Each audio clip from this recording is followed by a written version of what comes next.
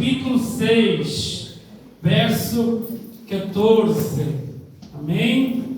Segunda epístola do apóstolo Paulo, capítulo 6, verso 14. Glória a Deus. Amém? Grande é o Senhor Deus. Segundo aos Coríntios 6, verso 14. Amém? Todos que puderem abrir e guardar este versículo no seu coração, Deus colocou esta palavra para trazer hoje para a igreja. Amém? Segunda epístola do apóstolo Paulo, carta aos Coríntios, capítulo 6, verso 14. Amém? Todos encontraram? Então vamos ler. A palavra do Senhor nos diz assim: não vos prendais a um jugo desigual com os infiéis, porque que a sociedade tem a justiça com a injustiça, e que comunhão tem a luz com as trevas, e que concórdia há entre Cristo e Belial, ou que parte tem o fiel com o infiel. Glória a Deus, amém? Podem sentar. Deixa eu glória a Deus.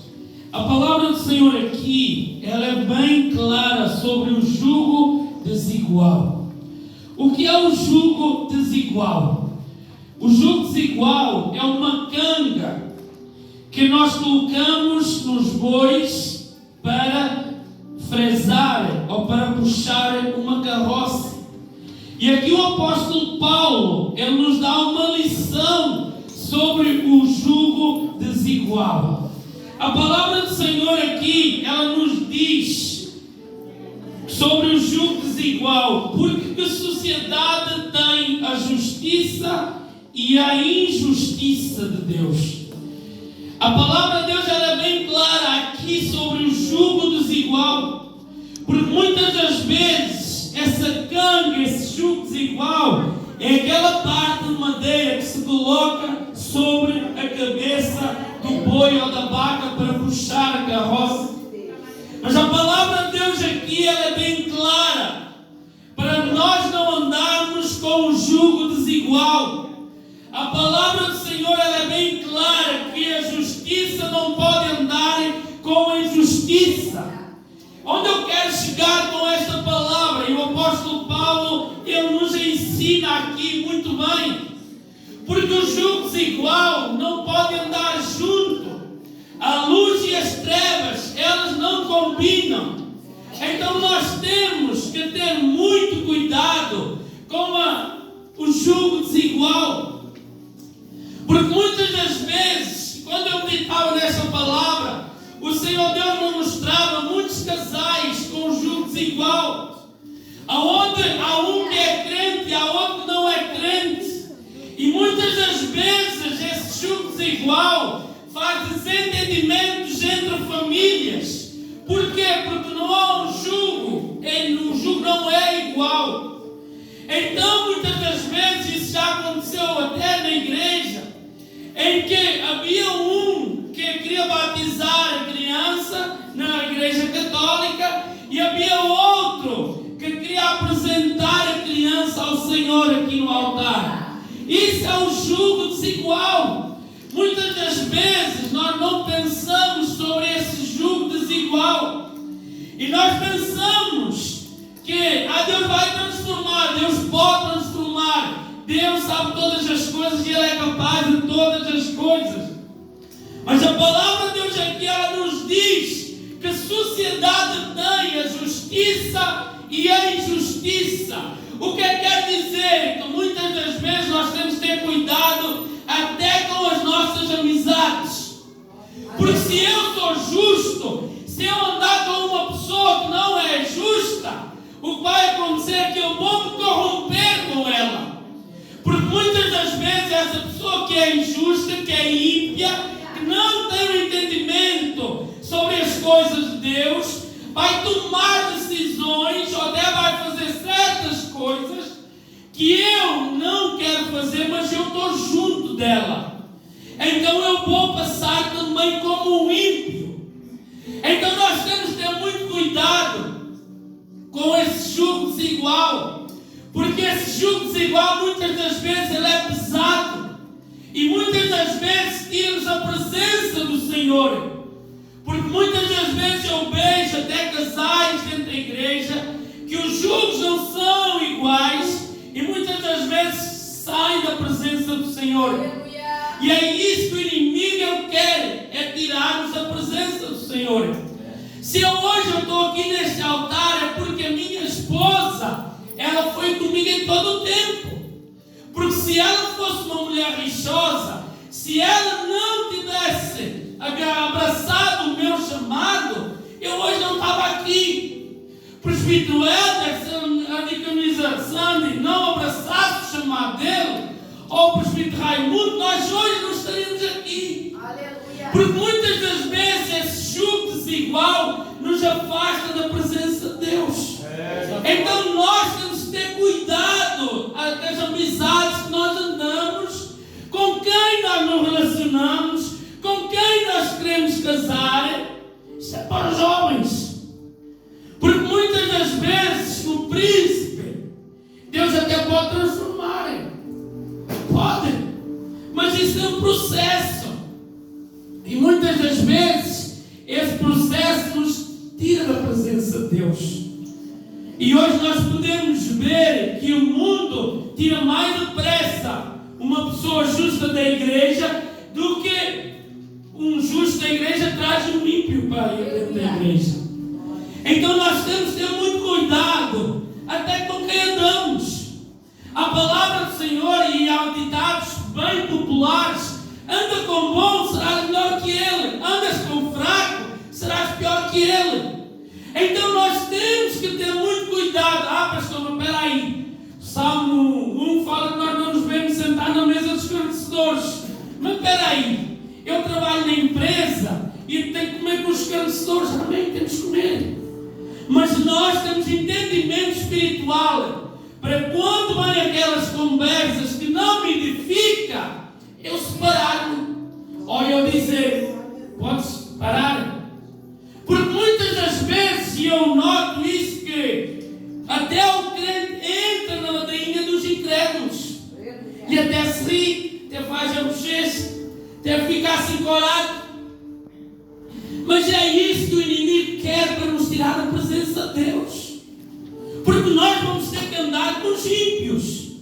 Nas escolas tem pessoas que não acreditam em Deus.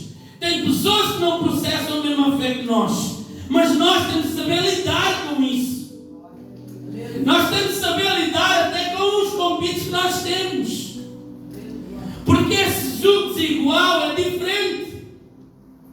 No Luxemburgo, quando nós iniciámos o movimento da fé, lá no Luxemburgo, nós fazíamos culto em nossa casa, havia um cunhado meu que ele dizia assim: não, eu não quero saber dos padres. E eu dizia para ele: Roberto, mas não é padre, são os pastores.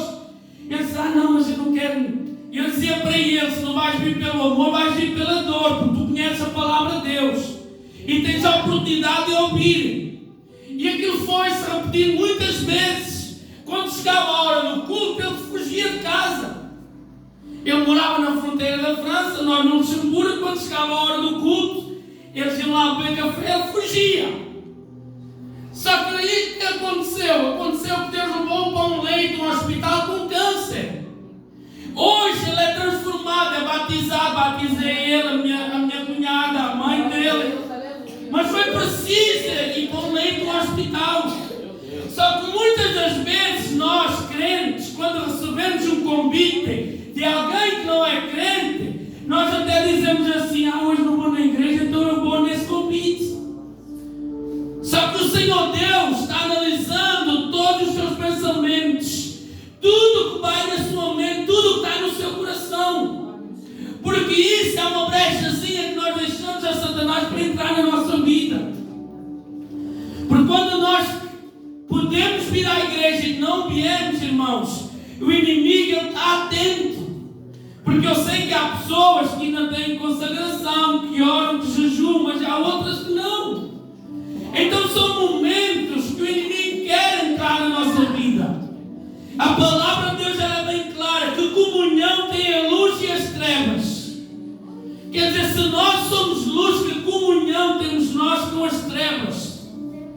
Nós podemos até ter comunhão com as trevas, mas nós temos que, em primeiro lugar, ter o nosso coração posto em Deus, porque senão nós deixamos-nos corromper.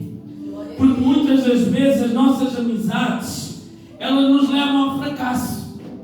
Muitas das vezes, imaginem eu conheço o presbítero Raimundo está comigo há 4 anos. Mas imaginem que o casamento dele, vamos supor, é um exemplo, irmãos, eu estou a falar porque eu tenho comunhão com ele. Mas imaginem o casamento do irmão Raimundo vai bem. Eu digo para ele assim, não, arranja outra. Que é o que os ímpios fazem. É o que os ímpios fazem. Se não estás bem, troca. Se não estás bem, arranja outra, deixa. Que é isso que as amizades do mundo fazem. Eu tenho experiência, sei que estou a falar. Então nós temos que ter cuidado, mesmo que alguém aqui seja casado, ainda com uma pessoa que não seja crente, mas já é casado. Então tem que orar, tem que lutar pelo seu casamento. Não ouça aquelas pessoas a dizer, não, para, arranja outro. Não ouça conselhos do ímpio, uma pessoa que não testifica o nome do Senhor, uma pessoa que não ama a Deus. Esta semana, irmãos, eu fiquei tão triste, fiquei mesmo desolado, porque nós tínhamos 40% de evangélicos em Portugal. Só que nas últimas estatísticas dos censos, não sei se alguém aqui fez, eu fiz, havia lá uma casa que dizia se era evangélica ou outra religião. Vocês sabem que nós passámos de 40% de evangélicos para 17% de evangélicos em Portugal. Sabe o que é isso? Há muitos que até na hora de marcar que são crentes têm vergonha. E há muitos que têm identidade portuguesa, mesmo sendo brasileiros ou de outro país. Aquilo, irmãos, batemos com uma flecha no meu coração.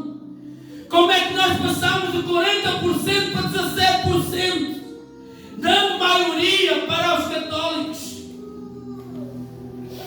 Então, se um crente, foi o que eu ontem disse ao presbítero Raimundo, se um crente vai computar um voto sobre alguém que é a favor do aborto e diz que é crente, nós temos que ter muito cuidado, irmãos, com quem nós andamos. Tome conselhos com quem vai à base das Escrituras. Porque muitas das vezes esses ímpios, eles querem até tirar-nos da presença de Deus, usados por Satanás. E até o próprio Deus, Ele é capaz de fazer isso para ver onde nós temos o nosso coração. Porque foi o próprio Deus que tirou o espírito dele, de Saul. E ainda lhe deu um espírito mau. Não foi Satanás, foi o próprio Deus. Por quê? Porque Saul tinha desobedecido a Deus.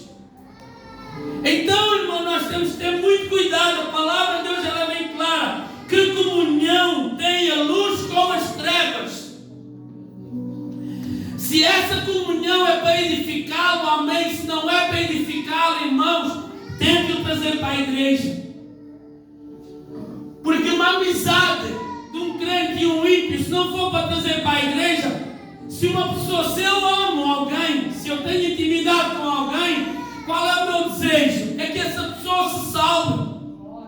Porque esse é o amor de Cristo na nossa vida. Se eu digo, não, o presbítero Raimundo é o meu melhor amigo, mas eu não quero que ele seja salvo, então como é que eu posso declarar o amor de Cristo na minha vida? Então tenham muito cuidado. A luz e as trevas, que comunhão tem? Aleluia. Que concórdia há em Cristo e Belial, irmãos. A palavra de Deus ela é bem clara aqui. Que comunhão tem entre Cristo e Belial? Ou que parte tem o fiel com o infiel? Fiel, uma pessoa justa, uma pessoa íntegra, uma pessoa que ama a Deus, uma pessoa que se desvia do mal, vai se juntar com uma pessoa que não é fiel a Deus.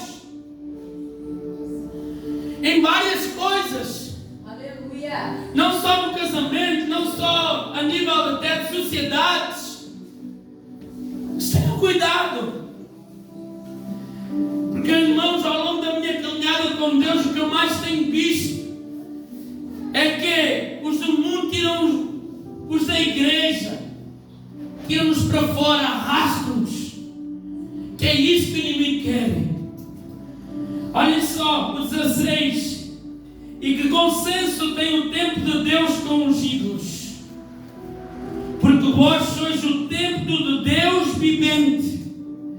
Como Deus disse, neles habitarei, e entre eles andarei, e eu serei o seu Deus, e eles serão o meu povo. O Senhor está a dizer, aqui a palavra de Deus ela é bem clara: eu serei o seu Deus, e eles serão o meu povo, se habitarem aonde? No templo de Deus vivente. Glória a Deus, aleluia. Você quer habitar aonde? Deus de Deus. A palavra de Deus ela é bem clara. Pelo que sai do meio deles e apartai-vos, diz o Senhor, e não toqueis nada imundo, e eu vos receberei. E eu serei para vós pai, e vós sereis para mim filhos e filhas, diz o Senhor Todo-Poderoso. Então você quer ser chamado como filho ou filha de Deus? Então tenha cuidado com quem você anda. Tenha cuidado com as suas amizades. Veja onde é que você está a colocar os seus pés. Aleluia. A palavra do Senhor ela é bem clara no Salmo 133, verso 1. Oh, quão bom e agradável é que os irmãos vivam em união. Os irmãos. A palavra aqui não está a dizer vivam em união com os ímpios ou com os incrédulos, mas ele diz viver em união com os irmãos. Aleluia. Para quê? Eu sei que muitas das vezes, mesmo dentro das igrejas, há pessoas que falam até coisas que não devem, pior que os ímpios. Mas nós, se temos o Espírito Santo de Deus, que é o Espírito Santo que nos convence do pecado, que é o Espírito Santo que nos convence do mal, é o Espírito Santo que nos convence do pecado, então eu sei em onde eu posso pisar. Amém, irmãos? Amém, irmãos? Tenha cuidado. Não vos prendeis a um jugo desigual com os infiéis.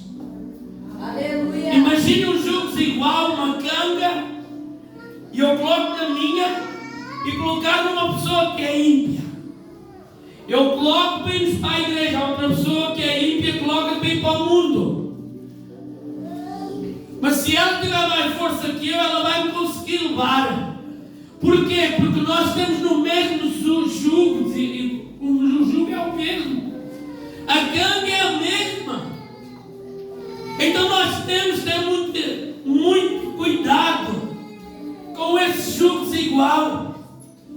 Porque quando nós nos reparamos, nós temos com o pé grande é a porta, larga é a porta, mas estreito é o caminho que nos leva à salvação. Então, irmãos, temos que ter muito cuidado. Ora até pelas suas amizades. Eu oro pelas minhas amizades. Eu prefiro não ter amigos, mas andar no caminho de Deus, do que ter muitos e me tirar da presença de Deus. Você ora, se não for de Deus, Deus vai arrancar. Senhor, se é para andar na porta estreita, amém. Se não é para me edificar, Senhor Deus, afasta. Porque é essas brechas, irmãos, que nós temos dado crentes. Alguém que diz seguir a Cristo, cristão, que tem um exemplo, um padrão de Cristo, mas na hora de dizer não a uma pessoa ímpia, coloca na sua mente: é só hoje, o pastor não está a ver, Como o Iago falou, que não sabe, né, Iago? O pastor não está a ver, podem até enganar os irmãos, podem enganar o pastor, podem enganar os presbíteros, mas Deus está a ver todas as coisas. Então, irmãos, esta palavra não é para vos esmorecer, mas é para vos dar ânimo e terem cuidado, irmãos, com quem você muitas das vezes anda. Porque muitas das vezes nós saímos da presença de Deus pela mínima coisa. Eu agora faço uma pergunta a você. Os cristãos, os discípulos de Cristo foram chamados pela primeira vez em Antioquia, chamados de cristãos. Eles já tinham andado com Jesus, mas só depois é que eles foram chamados de cristãos. Se você diz que segue a Cristo, se você diz que é nova criatura, então tem que ter muito cuidado com esse jugo desigual. A palavra de Deus nos diz: não vos conformeis com as coisas deste mundo. E muitos dentro da igreja têm se conformado com as coisas deste mundo. E por isso é que o inimigo tem, irmãos, estragado. Imaginem que até na hora de colocar uma cruz a dizer que são evangélicos, têm vergonha de dizer e colocam. Passamos de 40 mil para 17 mil. Vocês sabem o que é que isso significa? Que só no catolicismo são 90 e tal %. E Portugal hoje tem muito mais evangélicos do que isso. Tem muito mais. Mas isso só prova onde é que estão os verdadeiros cristãos. Onde é que estão os verdadeiros cristãos? Ontem eu falava isso com o presbítero Raimundo. Onde é que está o povo brasileiro cristão? Onde é que eles estão? Aonde? Estima-se que o Brasil tem, vamos supor, quase metade da população é crente. E onde é que Deus viu essa metade dessa população agora? Foram os outros que conhecem a palavra de Deus. Irmãos, eu não estou a dizer que sou pesado a ver, mas só estou a dizer a minha tristeza que vai no meu coração. Onde é que Portugal, quando os meus pais se converteram há 40 anos na igreja, nós aqui na nossa redondeza não havia um crente. Mas hoje, passado quase 40 anos, há muitos crentes. Porque Deus tem salvado muitos nesta nação. Deus tem usado missionários, pastores brasileiros de outras nações. Glória a Deus. Aleluia. E eu pergunto-me assim, onde é que estão esses que colocaram a mão no arado?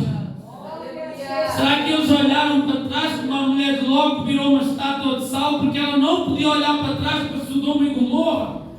Onde é que estão esses crentes? Por 17%, irmãos. 17 mil, não é uma minoria tão pequenina. Qual é a força que nós temos em Portugal? Na semana passada, uma igreja, a Assembleia de Deus, em que eles queriam trazer um autocarro para evangelizar nas ruas, em Cantanhede e outros lugares. Sabem qual é que foi a resposta da Presidente da Câmara Municipal de Cantanhede? Vocês até pensam em algo muito bom e até em ser edificante para a cidade. Ela nem falou assim, mas que era bom para a cidade. Mas o problema, olha só, o problema é que nós não temos lugar onde estacionar o autocarro. Para ela era um problema que não tinha onde estacionar o ônibus.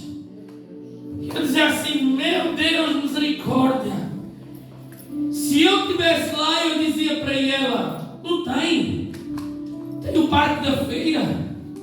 Se dá para fazer a maior festa a nível nacional, não dá para colocar lá um ônibus para nós pregarmos a palavra de Deus.